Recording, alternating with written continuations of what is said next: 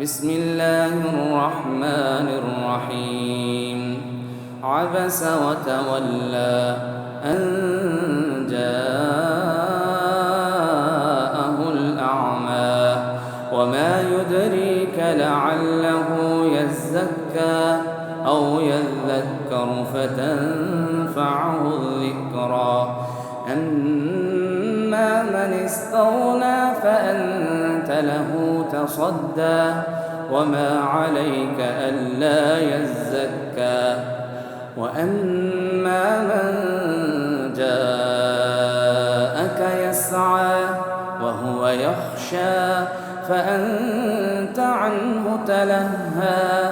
كلا إنها تذكرة فمن شاء ذكره في صحف مكرمة مرفوعة مطهرة بأيدي سفرة كرام بررة قتل الإنسان ما أكفره من أي شيء خلقه من نطفة خلقه فقدره ثم السبيل يسره ثم أماته فأقبره ثم إذا شاء أنشره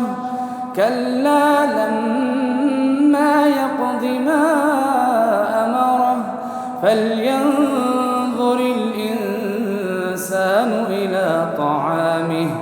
أنا صببنا الماء صبا ثم شققنا الأرض شقا فأنبتنا فيها حبا وعنبا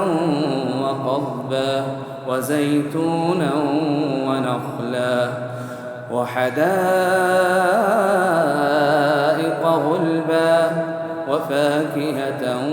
وأبا متاعا لكم ولأنعامكم فإذا جاءت الصاخة يوم يفر المرء من أخيه وأمه وأبيه وصاحبته وبنيه لكل امرئ منهم يومئذ شأن يغنيه وجوه يومئذ مسفرة ضاحكة مستبشرة ووجوه يومئذ عليها غبرة ترهقها قترة أولئك هم الكفرة الفجرة.